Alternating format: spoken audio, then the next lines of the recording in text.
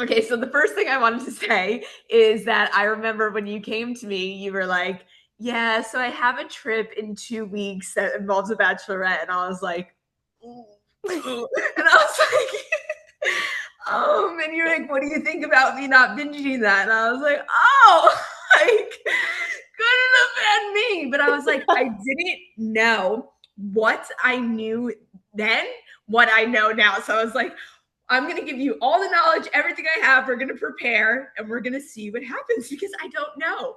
And so tell us what happened. Well, I'm so happy to report that I made it a week on this trip, 2 weeks into recovery, and I did not binge.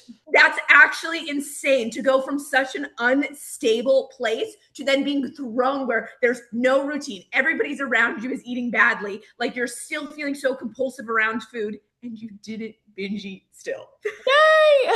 It That's was wild. such a huge accomplishment. Honestly, I was so nervous about it too going in, and it was really difficult. Like there were some moments where I'm so glad that I had you to rely on, like daily, just like anything that I needed, I could come to you. But I don't think I would have been able to get through the week without it.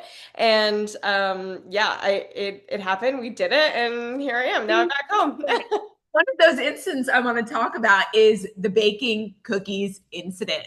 I remember you texting me, you're like, they're baking cookies. And I was like, oh, for sakes, like, seriously, like, baking You're in cookies the in danger front of zone. you. Like a person with a binging disorder and recovery being surrounded by warm cookies and everybody in spirits. Like, oh, we And love and not sugar. only and not only was I surrounded by warm cookies, but they had a log for baking and a log for snacking that, and these girls they have seemingly healthy relationships with food and it was just out and they would come, they would take pizzas, it was totally fine. I'm standing there like, this is my nightmare. This is my I could not I could literally I could not. Like those girls, they're not like sneaking up, getting seconds, thirds. Like if we were in it, we'd be like, oh, yeah. If we were in it, the log would be halfway gone and everyone would be like, where did it Wait, go? a second. What? And the guilt would like cycle for me too, and Oh. it would have been a horrible situation. And but like the urges were there. Like it was really hard to not fall into those like old habits because Yeah, I fucking love cook. Can I cuss on this? yeah, I did. Okay. I fucking love cookies. Like cookies are the best. For And it. I know that they're one of my trigger foods too. They're a food that I've like used for comfort in the past, like a warm soft cookie. Oh my God, give it to me right now. It'll solve all my problems, except it Yeah. won't. Um, and to not have access to that when it's right in front of me and to resist that temptation, there were times where it was really hard. And because it would have been so much, if you would have just had one at this stage in your recovery, you would have been gone. Yeah. So to be Oh, able to I not just absolutely have one, no. like you was amazing, Yes. amazing work. Because what that did is it didn't activate the reward pathway, so it didn't create urgency to keep going. So you were able to stay safe around food. Yes, I was. And you're totally right. One was is not an option for me right now. It is like I have to quit it cold turkey at this point because there's just no other way. Like there was no Yeah, way I would have been able to stop. And I know that about myself and just like you my know that pattern yeah, really good, and you yes. respect that, which I think is Especially with really sweets, like it's a problem. And I it's a know that struggle. it's a problem. And I was really happy with the system that we had set up to prepare for it because it set me up for success for sure. I'm so happy. Okay, so talk to me about one of the strategies that you found really helpful. The thing that I found helped the most was avoiding all trigger foods. That's I right. was not eating things in moderation. And don't get Yeah. me wrong, like there were meals that I ate outside of my regular routine. Like we Yeah. have the meals that we set up every day, and that's what I eat in routine when I'm at home. And that wasn't a reality for me when I left. So there were like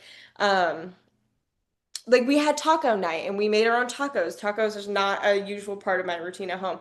There were Yeah. things I ate out of that, Yeah. but it was only foods that felt safe to me, felt comfortable to Yeah. me, and that would not trigger any sort of binge thoughts like, Yeah. oh, this is so good, I want more. Not that the food was Yeah. horrible. It was good. It just Yeah. Yeah. wasn't the kind of trigger That for, was creating urgency where right. you know. See, you have developed a really good intuition with yourself. And that's what I would like to tell people. Like, you need to be honest. Like, is this food feeling too rewarding for me? And you're like, this is food was good, but it wasn't too rewarding. So you can enjoy that. And that Yeah. distinction is important. Yes. So, Yeah. for example, that's a perfect example. Some things that are not binge food for other people, but is a binge food for me is Yeah. fruit. Fresh Yeah. fruit, frozen fruit, fruit of any kind. They had fruit for breakfast. They had yogurt for breakfast. I Yeah. brought my own. Oh, yeah, I will get there. Yeah. Anyways, is fruit. I did not touch the fruit because I have not touched the fruit since I started this program.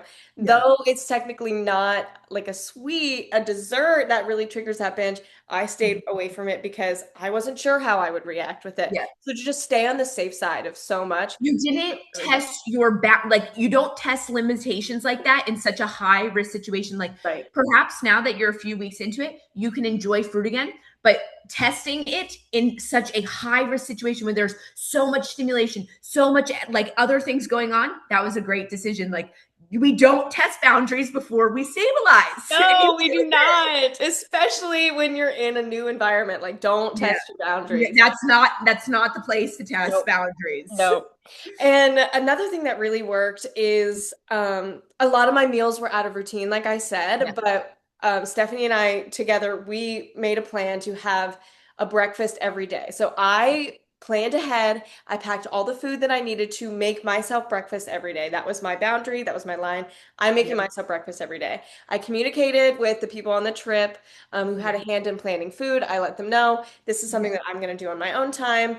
And that was my boundary. Every day I had oatmeal. It was my oatmeal that I make at home. There was nothing Yes. extra added to it. There was no special flair. It was mine, and that set up And my base for the day. it started you off with a predictable start of the morning, which right away will level your dopamine. Your body knows what to expect in this chaotic thing. At least we can expect breakfast, we can expect this, and then we're in a better position later on to regulate around food. So Yeah. that's why keeping the breakfast was the same. You were able to enjoy the lunch and dinner, right, with Yes, your friends, but I was. starting your own breakfast is great. And also being honest with the bride. Like I know that wasn't easy. Like being like it's not nice being like I have a binge eating disorder and I'm in a recovery program. Like that's not an easy thing to say. No. So also proud of you for that because it just opened that honesty and then you saw your friend responded safely, which was Yes. really, really great. Yeah, yeah. It was a big leap of faith, and I put a lot of trust into, and luckily, these are girls I'm extremely close with. We've grown up Yeah. together. But it's a scary thing to have to let someone know, like, this is something that I'm really struggling with, and here's what I'm Yeah. gonna do, and like this is just how it is. Yeah. It, And it's that's hard because many people don't understand, like they're gonna think, oh, she's being restrictive and just cares about her weight. right. No, she is. I'm trying to stay out of the binge cycle at all costs in this stage of my recovery. Like Yes. that's what it's more about. Yeah. So Yeah. really good for you. The other strategy I wanted to ask about, which I think was really helpful, is the buffer meals and snacks. Can you talk a little bit about buffering? Because buffering, Yes. guys, is one of my like most effective strategies. We buffer, we buffer, we buffer. So Anna, what did buffer mean to you? Yes. So I'm going to try my best to explain it. I feel like I Okay. don't have the right words for it sometimes. You're so good at it. But buffering snacks before meals was really helpful for me. Mhm. I have a pattern of when I was in my binge restrict cycle, I was like, for example, planning to go out to eat, I would restrict all day to prepare for that meal. And it left my body feeling really unsafe. Like I didn't have a good connection or relationship with food at that point because I was throwing my body into a fight or flight, this war with myself to Yeah. be rewarded with a meal at the end of the day. And so now, if I am planning to go out to eat, that is a trigger. Like my body Mhm. gets scared because it's Yep. like, well, am I going to be fueled properly? Yeah. And of course, like in this new work that we've been doing, we are fueling our bodies properly, but your Love it. brain doesn't always know that. So Yeah. it was really helpful before a meal. We went out to eat one night. I would have a snack before, and it was Mhm. great because you don't go into the meal super hungry, so there isn't an urge to like the food doesn't come down and you have to eat all of it at once and then you're not Yep. satisfied because you weren't Yeah. really enjoying it, you weren't present in the moment. Yes. And to just have that buffer for your mind and for your stomach to feel like it's stable. It has something to sustain itself for the Yeah. remainder of the time was really helpful to just stay present in the Yeah. moment. And hunger cues are also something that's really difficult for me right now at this point in recovery. And Mhm. I have essentially no hunger cues when I'm in a triggering environment. Yeah. I do not know when I'm full, basically. I'm a bottomless pit, Yeah. if you let me. Hunger. Like it's not real It's hunger. not. It's not real hunger. And the buffer snacks are great because you can tell your brain that it's not real hunger, and that is your proof of why. Yeah. And it just gives you so much more information so that you can make a Yes. logical response Yeah. to what you're doing in the moment. So it was really helpful. Yeah, and I just want to touch on you worded things really great there when you said your body previously would go in a sympathetic state. That's a really important thing to highlight. If you have a history of not eating to save calories for food, you're exactly right. What that does is that switches your body into the sympathetic state. So now your body, which doesn't forget anything, associates going out to eat with this sympathetic high stress state. Right. And how we can help level that out is the buffer meal, is the buffer snack. So we go in and we're a little bit calmer when we go in. If things aren't as chaotic, and when things aren't as chaotic, like dopamine levels out. We're more regulated around food, and that is why I love buffer snacks. So Yes, great me question too. like that. Like this girl not even like went on a bachelor trip. She went out to eat so many times. Like going out to eat once for me is like, okay, I gotta prepare, I gotta support myself. Like you were like back to back to back. Like you did it. Yes, You yes. did it. And it Like helped too that before the Bachelorette trip, I stopped at home. So I had a more familiar environment, yeah, like at my parents' house, which can also yeah, be a trigger for me sometimes. yeah, And it's interesting, like, as I share my recovery with my family, we have been realizing it's a conversation I had with my dad recently. He realized how much of our social aspect of our family dynamic revolves around food. I come yeah, to town, we go out to eat. You want to go visit a relative? Oh, we'll go get lunch. How yeah, much of it revolves around food. And growing up, that wasn't an issue for me. It wasn't an issue for us. But unfortunately, like at some point in my life, like that yeah, changed. And to yeah, have that realization and to be able to share that with my family and have them understand was really helpful too. But oh my yeah. gosh, there was a moment like can I tell the story of like the first time I tried to go out to eat? Yes, Coming yes, back? definitely. Okay. So, I had planned to meet with several people coming home. It was my first time home since I've moved away. Yeah, And I had one dinner planned to eat out before my bachelorette trip. So I had that one set. I knew where we were going. I had my meal picked out. I was ready. But things come up, you are out of your routine. You're with a whole other group of people. mhm, And after a long day, my family was like, well, why don't we just go out to eat? And I was like, you know what? We were going to a restaurant that I had grown up going to. I had already known the menu. I was like, okay, we can do this. yeah, Unfortunately, at that time, I was going through like a conflict situation with somebody in my life, yeah. and I received a text message involving the conflict the minute I walk in to a restaurant for the first time in 2 weeks. When I tell you I open the door and there's the text. Of course, my adrenaline is through the roof immediately. My nervous system is all out of whack. I'm anxious, I'm angry, I'm feeling so many things, and I sit So down in the dysregulated, so dysregulated. so dysregulated. I sit down in the booth and then boom, there's this menu full of foods I have not consumed in forever to try and protect myself. The alarm bells are going off in my head. Thankfully, Stephanie's voice is in my head. It's like, we have to take inventory. What's around us? How are we feeling? Like, what can we do? And we're sticking with things that are safe. So I'm like, what would be really great? Grilled chicken with a salad, just something nice and satiating, making sure we'll have protein. I'm like, I can do that. Yeah, All the while I'm going through this turmoil of this text yeah, I just received. I'm in the middle yeah. of a conflict, and the waitress comes up to the table. She goes, just so you guys know, we are out of salads tonight. And you know what I Oh, did? what? Previous me would have been like, fuck it, pizza Yeah. now. But you know what I did? I looked at my parents and I was like, unfortunately, we will need to evacuate the building. And I made them leave. And you know what we did? We went home and I made a meal that was safe at my parents' house. And that was my first going out to eat experience since I started recovery. Rocky start, but good news is every moment since then was just a little bit easier going out to eat after dark. right there was something a lot of people I don't think would have the courage to do. They would literally say, fuck it. But you were like, I need to protect myself. I am so early into recovery and I know what this will happen if I don't do that. You protected yourself. Yes. And because you did that, you stayed out of the binge cycle. And I want to highlight that to people. She protected herself. She made a hard decision, which a lot of people honestly would not make. You did it. And guess what? You are out of the binge cycle. You did not re enter the binge cycle. That's insane. That's growth. That's nervous system retraining, repatterning. And that also, do you know what that tells your body? I choose me. I put myself first. And that's something like binge eaters struggle with is, oh, we put our needs down to the side, whatever. No, you protected yourself. And that's an important message. That's a safety message to yourself. That's amazing. Thank you. That's Thank you amazing. so much. Okay. All right. Should I see? Let's see if I have any other questions that we can highlight on.